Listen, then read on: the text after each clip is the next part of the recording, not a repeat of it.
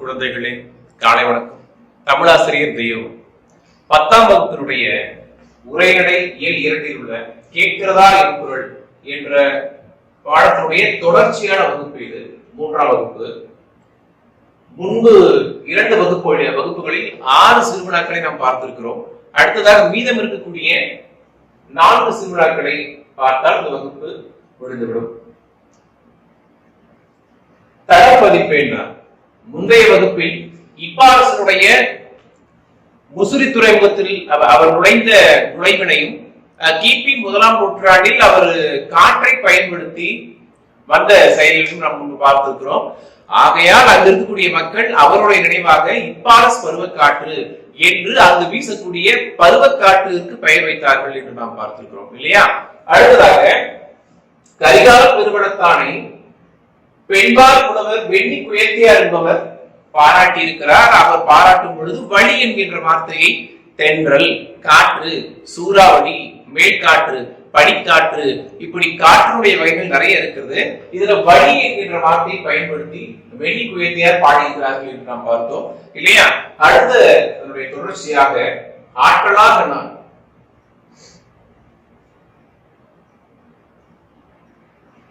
அதற்கு முன்பு ஒரு சிறிய ஒரு வினா இருக்கிறது. தடம் பதிப்பேன் நான். காற்று எங்கு நான் சென்றாலும், காற்றாகிய நான் எங்கு சென்றாலும் நான் சென்ற தடத்தை பதித்து விட்டுதான் நான் வருவேன் என்று காற்று சொல்கிறது. வடகிழக்கு பருவ காலங்களில், வடகிழக்கு பருவ காலங்கள் என்றால் 10, 11, 12 ஆகிய 3 மாதங்களை தான் அப்படி சொல்வார்கள். வடகிழக்கு பருவ காலங்களில் தாழ்வு மண்டலமாக தவழ்ந்து புயலாய் மாறி புறப்படுவேன். புயல்கள் அதிகமாக ஏற்படக்கூடிய 3 மாதங்கள் அது. ஆற்றலுடன் வீசும் பொழுது வீறு கொண்டு பயணிக்க தொடங்கினால் என்னை தடுக்க யாராலும் இயலாது. மழையாக புயலாக தடப்பதிப்பேன் நான் புயலாக உருவெடுத்தால் என்னை தடுக்க வேறு எதுவும் இந்த உலகத்தில் கிடையாது என்று காற்று தன்னைத்தானே பெருமைப்படுத்தி சொல்கிறது. ஆனால் உண்மையான நிசப்தமும் அதுதான். காற்றை எதிர்த்து செயல்படக்கூடிய செயற்கையான ஒரு செயல் பூமியில் கிடையவே கிடையாது. இத ஐயூர் புலவனார் அப்படிங்கிற ஒரு புலவர் சிறப்பு சொல்லிருக்காரு பாருங்க. என் ஆற்றலை வழி வழி என்றால் காற்று என்று நாம் ஏற்கனவே பார்த்திருக்கிறோம். வழி காற்று மிகின் அதிகமானால் வழி இல்லை. வழி என்றால் வலிமை என்பது பொருள். நான் அதிகமாக வீசினால் என்னை எதிர்க்கக்கூடிய வலிமை உடைய ஒரு பொருள் இங்கு இல்லை. இப்ப புரியுதுங்களா? என்று புறநானூரில் 51வது பாடலில் இந்த வரி இடம்பெற்றிருக்கிறது. பாடிய ஆசிரியர் பெயர் ஐயூர் புலவனார். இது போன்றே மதுரை இடநாகனார் அடுத்த ஒரு புலவரும் பாடியிருக்கிறார். காட்டும் மதுரை இடநாகனார் புறநானூர்ல 55வது பாடல். கடும் காற்று மணலை கொண்டு வந்து சேர்க்கிறது. கடும் காற்றுனா என்ன? பெரிய அதிகமா வீசக்கூடிய காற்று. நம்ம முதல் சிறுவனால பார்த்திருப்போம். இளங்கோவடிகள் மனத்தையும் பூவினுடைய மனத்தையும் வண்டையும் கொண்டு வருகிறது தென்றல் பாடிப்பாரு இல்லைங்களா? அது மெல்லிய இதமான காற்று, அவ்வளவு அழகான பூவினுடைய மனத்தை கொண்டு வருகிறது. அது மட்டுமல்லாது பூ மனம் அதில் கலந்து இருக்கிறதுனால வண்டும் சேர்ந்து வருது பாடுகிறது. ஆனா இங்க கடும் காற்று, ரொம்ப அதிகமா வீசுற காற்று மணலும் கூட சேர்த்து பறக்குது. நாம அதை பார்த்துருக்கோம் ஊர்ல இல்லைங்களா? நம்ம கிராமங்கள்ல நம்ம ஊர்ல பார்த்துருக்கோம்.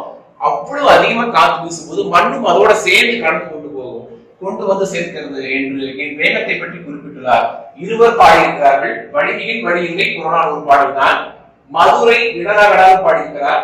கடும் காற்று, மிக அதிகமாக வீசக்கூடிய காற்று, கோபமா வீசக்கூடிய காற்று மணலை கொண்டு வந்து சேர்க்கிறது என்று பாடியிருக்கிறார். இது ஒரு சிறுவினா. அடுத்ததாக ஆற்றலாக நான் உயிர்வழி தந்து. இந்த இடத்துல உயிர்வழிதான் ஆக்சிஜன் அர்த்தம். உயிர்னா நம்ம வாழ்ந்துகிட்டு இருக்கிறது காற்று. உயிரை வாழ வைக்கக்கூடிய காற்று ஆக்சிஜன் அப்படின்னு சொல்லுவோம் இல்லைங்களா? தந்து உயிர்களை காக்கின்றேன். தாவரங்களின் ஒளிச்சேர்க்கையில் உணவு உற்பத்திக்கு உதவுகின்றேன். ஒளிச்சேர்க்கை அடைப்பதற்கு சூரியன் அவசியம்தான். அதோட காற்றும் இங்க அவசியம்தான். விதைகளை எடுத்து சென்று பல இடங்களிலும் தூவுகின்றேன். காக்கை தன் வாழ்நாளில் 1,00,000 விதைகளை மரங்களை பரப்புகிறது. விதைகளை தனது உணவு எச்சங்களின் மூலமாக பறந்து சென்று தன் வாழ்நாள் முழுவதும் 1,00,000 மரங்களை எடுக்கிறது ஒரு காக்கை. எவ்வளவு பெரிய ஆச்சரியம் பாருங்களேன். எதற்காக இந்த இடத்துல சொல்றீங்க அப்படின்னா, காக்கை பறந்து செல்வதை போல காற்றும் பறந்து அதிகமாக வீசும் பொழுது இந்த விதைகளை அதோடு சேர்ந்து சுமந்து கொண்டு சென்று நிறைய இடங்களில் பரப்புகிறது. காற்றும் கூட இந்த காற்றும் விதை பரப்பானாக பயன்படுகிறது. காடுகள் பெருகுவதற்கும், மரங்கள் வளர்வதற்கும், ஒளிச்சேர்க்கை நடப்பதற்கும், உயிர்கள் வாழ்வதற்கும், விலங்குகள் உணவு சேகரிப்பதற்கும், விலங்குகள் உயிர் வாழ்வதற்கும், அனைத்து செயல்பாட்டிற்கும், இந்த உலகம் இயங்குவதற்கும் காற்று அவசியம். மறந்துவிடாதீர்கள், காற்று ஒரு நிமிடம் இல்லை என்றால் இந்த உலகம் ஸ்தம்பித்து போய்விடும். பூவின், தேனின், கனியின், தாவரத்தின், உயிரினத்தின் மனத்தை வாசனை அர்த்தம். ஸ்மெல் சொல்றீங்கன்னா மனம்னா, ரெண்டு சொல்லி மனம்னா மனசுன்னு அர்த்தம். மனத்தை, வாசனையை எண்ணில் சுமந்து புவியின் உயிர் சங்கிலி தொடர். இந்த இது முக்கியம், சைன் சொல்றாங்க. ஒண்ணுல தாவரங்களை நம்பி விலங்குகள் இருக்கிறது, விலங்குகளை நம்பி அடுத்தடுத்த உயிரினங்கள் வாழ்ந்துகிட்டே இருக்கு. உலகம் இயங்குவதற்கு ஒரு செயின் லிங்க் இருப்பாங்க இல்லைங்களா, அது வந்து ஃபுட் செயின் சொல்லுவாங்க நினைக்கிறேன் இல்லைன்னா, உணவு சங்கிலி அப்படின்னுவாங்க. ஒன்றை இன்னொன்று சார்ந்துதான் இருக்கிறது. இந்த உணவு சங்கிலி தொடர்ச்சியாக நடக்க வேண்டும் என்றால் அதற்கு முக்கியம் நான் தான் காரணம். இப்போ தாவரங்களை விதைகளை கொண்டு பரப்புகிறது. இவ்வாறு சங்கிலி தொடர் தொடர்ச்சியாக அறுபடாமல் இருக்க காற்றாகிய நான் தான் உதவுகிறேன் என்று கூறுகிறது காற்று. இவை மட்டுமல்ல, உங்கள் நவீன தொலைத்தொடர்பின் மையமாகவும் நானே உள்ளேன்.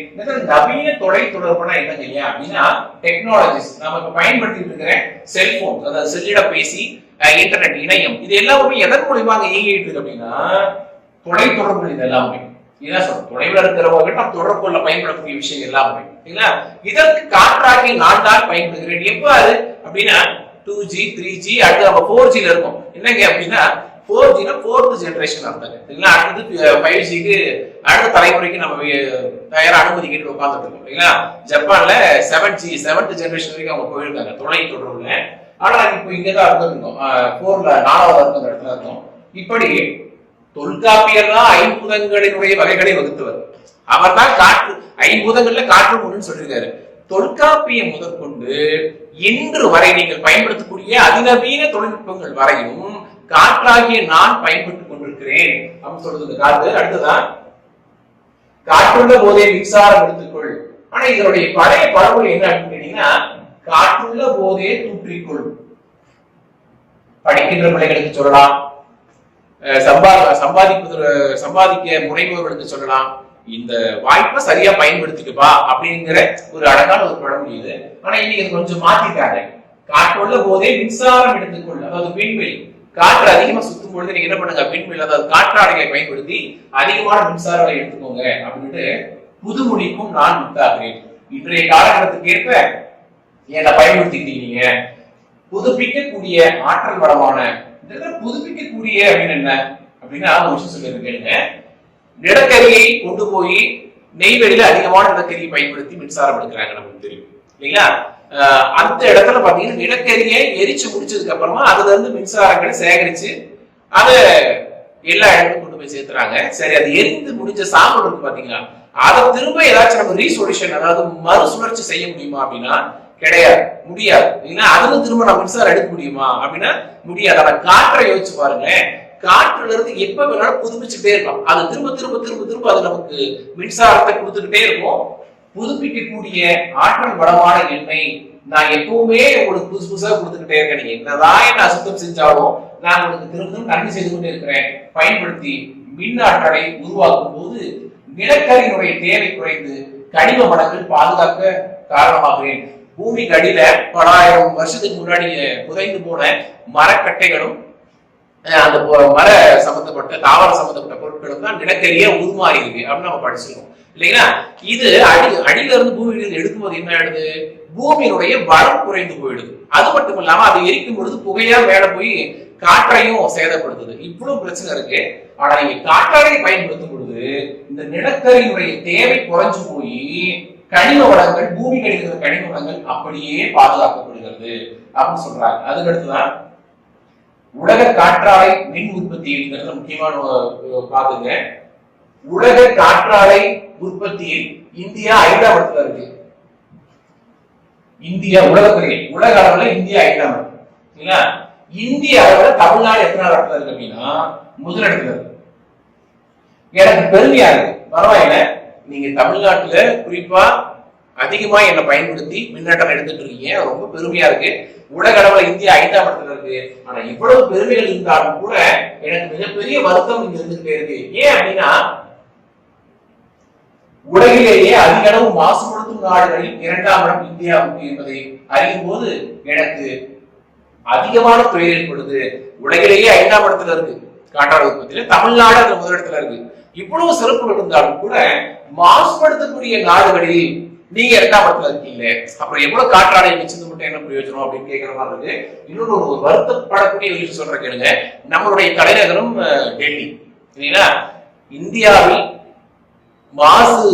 காற்று மாசுபாட்டில் முதல் இடத்துல இருக்கக்கூடிய மாநிலம் எதுன்னு கேட்டீங்கன்னா புதுடெல்லி தான். நம்ம தலைநகரமே எவ்வளவு ஒரு பிரச்சனை இருக்கு பாருங்க. இப்ப புரியுதுங்களா? நம்ம எவ்வளவு காற்று நம்ம பின்தங்கி இருக்கோம், மாசுபாட்டுல நம்ம முன்னாடி போயிட்டு இருக்கோம், காற்றை நம்ம அவ்வளவு அசுத்தப்படுத்திட்டு இருக்கோம் அப்படிங்கிறது தான். அவரும் நிறைய மாற்று வழிகள் சொல்லிக்கிட்டே இருக்காங்க. புதுடெல்லியிலையும் 15 ஆண்டுகளுக்கு மேல ஓடக்கூடிய வாகனங்களை ஓட்டக்கூடாது, அடுத்த என்ஜின்ல நிறைய மாற்றங்கள் ஏற்படுத்தியிருக்காங்க. இது எல்லாமே நம்மளுடைய பொறுப்பு தான், மக்களுடைய பொறுப்பு தான். இதனுடைய கடைசி சொல்யூஷன் என்ன, கடைசி முடிவுரை என்ன அப்படின்னா, காற்றாக்கி என்னை தயவு கூர்ந்து மக்களாக்கி நீங்கள் சுத்தமாக வைத்துக் கொள்ளுங்கள் அப்படின்னு சொல்லி குடிக்கிற மாதிரி இருக்கும். மனிதனால் மாசடையும்னா அடுத்தது யாரும் என்ன அசுத்தப்படுத்துறது கிடையாது. ஒரு விலங்கு அசுத்தப்படுத்துதா, ஒரு பறவை அசுத்தப்படுத்துதா? கிடையவே கிடையாது. அது இன்னும் இயற்கையினுடைய வளத்தை கூட்டுகிறது. ஆனா மனிதனாகிய நீங்கள் தான் என்னை அசுத்தப்படுத்துகிறீர்கள், மாசடை செய்வீர்கள். நீங்கள் உணவின்றி 5 வாரம் உயிர் வாழ முடியும், நீரின்றி 5 நாள் வாழ முடியும். ஆனால் காற்றின்றி நானின்றி 5 நிமிடம் கூட உங்களால் உயிர் வாழ முடியாது. இந்த உண்மையை நீங்கள் உணர்ந்தும் என்னை நேசிப்பதில்லை. இந்த உண்மையெல்லாம் உங்களுக்கு தெரிஞ்சு கூட என்னை ஏன் நீங்க பின்பற்ற மாட்டேங்கிறீங்க, என்னை ஏன் நேசிக்க மாட்டேங்கிறீங்க, என்னையே சுத்தமா வச்சுக்க மாட்டேங்கிறீங்க. ஒவ்வொரு வினாடியும் நான் உங்களால் மாசுபடுகிறேன். குப்பைகளை இருக்கிறீங்க, நெகிழி பைகள் பிளாஸ்டிக் அதை இருக்கிறீங்க, மெழுகுடைகள் டயர்ஸ் அதை இருக்கிறீங்க, அதிகப்படியான கரும்புகை வெளியே வரும். ஏன்னா அதை எரிக்கிறது மூலியமா மாசுபடுத்துறீங்க. போன்றவற்றை எரிப்பது குளிர்சாதன பெட்டி, ஃப்ரிட்ஜ், குளிரூட்டப்பட்ட அறை, ஏசி. இதுதான் ரொம்ப பிரச்சனை. குளிரூட்டப்பட்ட ஏசி தான் நிறைய பிரச்சனை. காற்றையும் மாசுபடுத்துகிறது. ஓசோன் லேயர்ஸ், புறஊதா கதிர்கள் பூமியை சேராமல் தடுக்கக்கூடிய ஒரு மிகப்பெரிய அரங்கு பாத்தீங்கன்னா அந்த புறஊதா கதிர்கள் தான், அந்த ஓசோன் லேயர்ஸ் தான். ஆனா அதையும் கூட ஓட்டை போடக்கூடிய ஒரு பெரிய தவறான விஷயத்தை செஞ்சுக்கிட்டு இருக்கிறது இந்த ஏசி தான். குளிரூட்டப்பட்ட அறைகள் இருக்கக்கூடிய ஏசி தான். ஆகியவற்றை மிகுதியாக பயன்படுத்துவது, மிகுதியாக பட்டாசுகளை வெடிப்பது. இப்ப நேரமே கொடுத்துருக்கோம், தீபாவளி அப்போ மகிழ்ச்சியாக கொண்டாட வேண்டிய பட்டாசுகள் நம்ம என்ன பண்ணிட்டு இருக்கோம், மாசுபாட்டுக்காக கொண்டாடிட்டு இருக்கோம். ஒரு நாளைக்கு 2 மணி நேரம் அல்லது 1.5 மணி நேரம் தான் வெடிக்கணும். புதுடில்லியில அவ்வளவு ஒரு தடைகளை போட்டு கூட நம்ம என்ன பண்ணிட்டு இருக்கோம், மாசுபட்டு தான் இருக்கோம். புகை வடிகட்டி, இந்த இடத்துல இதை நான் விளக்கி கொடுக்குறேன் பாருங்க. புகை வடிகட்டி இல்லாமல் தொழிற்சாலைகளை இயக்குவது. புகை வடிகட்டின்னு என்னங்க ஐயா, ஒரு தெரியாத நினைக்கிறேன், சொல்லிடுறேன். மிக உயர் அந்த தொழிற்சாலைகள் வெளிவரக்கூடிய பொருட்களை எரிப்பதனால் வெளிவரக்கூடிய அந்த புகை என்ன பண்ணும்னா, அந்த புகை கூடு மூலியமா வெளியில மேல போகும். அந்த புகை கூட ரொம்ப உயரத்துல கொண்டு போய் வைக்கணும். அப்பதான் அதை என்ன பண்ணணும், நேர ஆகாயத்துல போய் சேரும். இன்னொன்னு, அப்படி வைக்கும் போது என்ன பண்ணுவாங்கன்னா அதுல ஃபில்டர்னு வைப்பாங்க. அந்த புகை குளிர்விக்க செஞ்சு அந்த புகைய ஒரு குறிப்பிட்ட சதவீதம் மட்டும் தான் வெளியே போகும். மீதி புகையெல்லாம் என்ன ஆகும்னா குளிர்விக்க செய்யறதுனால அது சாம்பலா மாறி அந்த கூண்டு கீழே விழுந்துடும். அதை என்ன பண்ணுவாங்கன்னா அதை வாரி கொண்டு போய் அதை திரும்பவும் ரீசொல்யூஷன், அதுல இருக்கிற தேவையில்லாத கார்பன் அந்த மாதிரிலாம் எடுத்துட்டு அதை பயன்படக்கூடிய உரமா மாற்றி நிலங்களுக்கு கொடுப்பாங்க. இதுதான் புகை வடிகட்டி. புகை வடிகட்டியும் இருக்கணும், இந்த மாற்று சொல்யூஷன் இருக்கணும், மாற்று வடிகளும் இருக்கணும். அதை எந்த தொழிற்சாலைகளும் பின்பற்றாத காரணத்தினால நான் இன்னும் அப்படி அசுத்தமாயிட்டே இருக்கேன் அப்படிங்கிறது. தொழிற்சாலைகளை இயக்குவது, புகை வடிகட்டி இல்லாத தொழிற்சாலை இயக்குவது, பொது போக்குவரத்தை பயன்படுத்தாத தனி மனிதனின் மிகுதியான ஊர்தி பயன்பாடு. என்ன நீங்க சொல்ல வராங்க, பொது போக்குவரத்துனா ஒரு பேருந்துல குறைஞ்சபட்சம் ஒரு 55 பேர் பிரயாணம் செய்யலாம். இப்போ நம்ம என்ன பண்றோம், பொது பிரயாணங்களை தவிர்க்கிறோம். இப்ப ரயில் பாத்தீங்கன்னா ஒரு 1000 பேர் 700 பேர் பஸ் பிரயாணம் செய்யலாம் பெரிய ரயில்கள்ல, தொடர் வண்டிகள்ல. ஆனா நாம என்ன பண்றோம் அப்படின்னா, நாம தனிப்பட்ட ஆளுக்காக ஒரு வண்டி எடுத்துக்கிறோம். ஒவ்வொருத்தரும் எல்லாருமே இப்படி இயக்கிட்டே இருந்தோம்னா பொது போக்குவரத்துகளை தவிர்த்து விட்டு தனிப்பட்ட முறையில நம்ம வண்டிகளை ஓட்டிக்கிட்டு இருந்தோம்னா அதிகப்படியான வண்டிகள் பெருகும், அதிகப்படியான மாசு ஏற்படும். அதனால தயவு கூர்ந்து மனிதர்கள் என்ன பண்ணுங்க அப்படின்னா, பொது போக்குவரத்துகளை தயவு கூர்ந்து பின்பற்றுங்க. பக்கத்துல எங்கேயாச்சும் நடந்து போற மாதிரி இருந்துச்சுன்னா நடந்தே போங்க, வாகனங்களை பயன்படுத்தாதீங்க. ரொம்ப தொலைவுல போறீங்கன்னா தொடர் வண்டிகளை பயன்படுத்துங்க, இல்லைன்னா பேருந்துகளை பயன்படுத்துங்க அப்படின்னு சொல்றாங்க. ஒருத்தர் போறீங்க, 2 பேர் போறீங்கன்னா தயவு பேருந்துலே போலாம். அதிகமான நபர் போகும் பொழுது உங்களுடைய மகிழ்ந்து காரை எடுத்துட்டு போலாம். ஒருவர் இருவருக்கு பயன்படுத்தும் அவசியம் இல்லைன்னு சொல்ல வராங்க. உங்களுடைய அத்தனை செயல்பாடுகளாலும் என்னை பாடாக்குகிறீர்கள். இதனால் கண்ணெரிச்சல், தலைவலி, தொண்டைக்கட்டு, காய்ச்சல், நுரையீரல் புற்றுநோய், இழைப்பு நோய்னு ஆஸ்துமா நடக்கும் என பல நோய்களால் துன்பமடைகிறீர்கள். இந்தியாவில் மிகுந்த உயிரிழப்பை தரும் காரணங்களில் 5ஆம் இடம் காற்றினால் தான் வரும். நிறைய இடர்களுக்கு ஏற்படுது இல்ல, அதுல காற்று மாசுபாட்டினால இறக்குறதுல 5ஆம் இடத்துல இந்தியா இருக்கு. அவ்வளவு மோசமான நிலைமை நம்ம இருக்கோம். காற்றே ரொம்ப வருத்தமா சொல்லுது. நான் இவ்வளோ உலகிலேயே 5ஆம் இடத்துல காற்றாளர் இருந்தாலும் கூட இது எனக்கு மிகப்பெரிய வருத்தம் தருது. அதனால இந்த பிரச்சனையெல்லாம் உங்களுக்குதான் திரும்ப வருது, நோயா மாறுது. அதனால தயவு கூர்ந்து காற்றாக என்னை நீங்கள் என்ன பண்ணுங்க, சுத்தமா வச்சுக்கோங்க. நான் மாசுபடுவதால் குழந்தைகளின் மூளை வளர்ச்சி குறைவதாக ஐக்கிய நாடுகளின் சிறுவர் நிதியம் யுனிசெஃப் சொல்றார். காற்று மாசுபாடு அடைச்சதுன்னா பிறக்கின்ற குழந்தைகள் அல்லது கருவில் இருக்கக்கூடிய குழந்தைகள் அல்லது பிறந்த குழந்தைகளுக்கு வளர்ச்சியில் பாதிப்பு ஏற்பட்டு மூளை வளர்ச்சி குறையும். இது உண்மைதான். ஏன் அப்படின்னா ஒரு 6 மாதங்களுக்கு முன்பாக அமெரிக்காவோட மிகப்பெரிய அமேசான் காடுல தீ பிடிச்சிச்சு இல்லைங்களா. அமேசான் காடை பத்தி எரிச்சதுனால அமெரிக்கா அது கொரோனாவில் இருக்கு. ஆனா அமெரிக்காவில் இருக்கக்கூடிய நிறைய குழந்தைகளுக்கு மூச்சு திணறல் ஏற்பட்டு இருக்கிறது. எங்கேயோ எரிகின்ற காடு தானே நமக்கு விட முடியாது, ஆக்சிஜன் குறையும், வாயு நம்ம மூச்சு வாங்குறதுக்கான காற்று குறைச்சு போயிடும், அங்க உயிர்கள் சேதமடையும் அப்படிங்கிறது சித்தமான உண்மை. இத யுனிசெஃப் நம்மளை எச்சரிக்கிறார். சிறுவர் நிதியம் நம்ம எச்சரிக்கிறது. நீங்க காற்றை மாசுபடுத்தினீங்கன்னா வளரக்கூடிய குழந்தைகளுடைய மூளை குறைந்த வளர்ச்சியில் இருக்கும் அப்படின்ட்டு. இது ஒண்ணு இந்த தெரிந்து தெளிவோம் என்ன இருக்குன்னா, தண்ணியை அசுத்தம் செய்தோம் ஒரு காலத்தில், ஆகையால் அதை புட்டின பாட்டில்ஸ் புட்டியில அடைச்சு நமக்கு வித்துக்கிட்டு இருக்காங்க. இப்போ இதே மாதிரி போயிடுச்சுன்னா இன்னும் சிறிது காலங்கள்ல ஒவ்வொருத்தரும் ஒரு சிலிண்டரை மாட்டிக்கிட்டு போற மாதிரி இருக்கும் அப்படின்னு சொல்ல வராங்க. சென்னையிலே ஒரு தூய காற்று ஒரு சிலிண்டர் 1000 ரூபாய்க்கு நம்ம இப்ப வித்துக்கிட்டு இருக்காங்க சரிங்களா. அந்த நிலைமைக்கு ரொம்ப கிட்டையே நம்ம வந்துட்டோம். மோசமான எதிர்காலம் நம்மளுடைய கண்முன் இருக்கு. பின்னாடி சந்ததிகள் ரொம்ப வறுமை, ரொம்ப ரொம்ப பின்தங்கி வாழக்கூடிய நிலையில் நாம் இருந்துட்டு இருக்கோம். இயற்கையை சரிச்சுட்டு இருக்கோம். என்னுடைய மேல் அடுப்பில் உள்ள ஓசோன் படலத்திலும் கதிரவனிலிருந்து வெளிவரும் புறஊதா கதிர்களை தடுக்கும் அரணாக விளங்குகிற அரணக்கோட்டைன்னு அர்த்தம். காற்றாகிய நான் தான் உங்களுக்கு அந்த ஓசோன் லேயராகவும் இருந்து அதை தடுத்து உங்களுக்கு பாதுகாத்துட்டு இருக்கேன். புவியை ஒரு போர்வை போல சுற்றி கிடந்து பருவினா சூரியன் அர்த்தம். கதிர் சூட்டை குறைத்து கொடுக்கிறேன். ஆகாயத்திலிருந்து வரக்கூடிய சூரிய ஒளி நேரம் நம்ம மேலப்பட்ட ரொம்ப கஷ்டங்க. அதெல்லாம் தடுக்கிற ஒரு லேயர் பாத்தீங்கன்னா ஓசோன் லேயர். அதுக்கு அடுத்ததா பாத்தீங்கன்னா காற்று அடுக்குகள் அதை இன்னும் இன்னும் இன்னும் இன்னும் மென்மையாக்கி ஒரு இதமான சூரிய வெளிச்சத்தை நம்ம மேல கொடுக்குது. உங்கள் வசதிக்காக என்னை வைத்து குளோரோ கார்பன் என்னும் நச்சு காற்றை வெளியிடும் இயந்திரங்களான குளிர் பதனப்பட்ட முன்னே சொல்லிட்டேன். ஏசி முதலானவற்றை ஏசி வெளிவரக்கூடிய வாயு தான் குளோரோ கார்பன். முதலானவற்றை உருவாக்கி இருக்கிறீர்கள். அந்த நச்சு ஓசோன் படலத்தை ஓட்டையிடுகின்றது. இதனால் புறஊதா கதிர்கள் நேரடியாக உங்களை தாக்குகின்றன. இதனால் 1 அறிவு முதல் 6 அறிவு வரை, 1 அறிவுனா புல்லு முதல் கொண்டு 6 அறிவு நம்ம வரைக்கும் அனைத்துமே இங்க பாதிக்கப்படுது. உங்கள் கண்களும் தோலும் பாதிக்கப்படுகின்றன. இதனை குறைக்கும் வகையில் ஹைட்ரோ கார்பன் HC என்னும் குளிர் வகையை இப்போது பயன்படுத்த தொடங்கி இருக்கின்றீர்கள். இப்ப இது என்ன பண்ணிருக்கோம்னா ஹைட்ரோ கார்பன் அப்படிங்கிற விஷயத்தை நம்ம பயன்படுத்திருக்கோம்.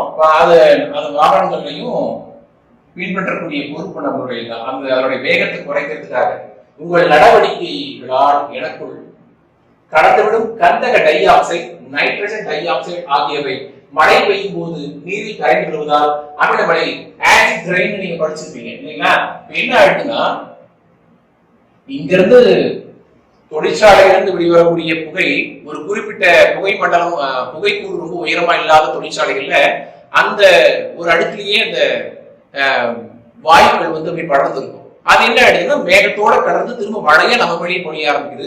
அதை நம்ம தோல் மழை விடும்போது கொப்பளங்களா ஏற்பட்டு விளைவுகளை நமக்கு கொடுக்குது இல்லைங்களா? அதான் ஆசிட் ரெயின் நம்ம சொல்லுவோம். இதனால் மண், நீர், நம்ம மட்டும் இல்லாத மண் பாதிக்கப்படுது, நீர் பாதிக்கப்படுது, கட்டடங்கள், காடுகள், நீர்வாழ் உயிரினங்கள் ஆகிய எல்லாரும் துன்பப்படுகிறது. இதனால் நான் மிக வருத்தப்படுகிறேன்.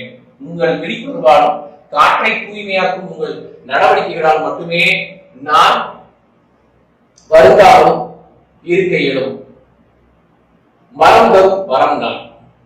இறுதியாக ஒரு மணித்துறைக்கு 12 முதல் 18 மூச்சு காற்றுகள் நீங்கள் வெளியிடும் கார்பன் டை ஆக்சைடை எடுத்துக்கொண்டு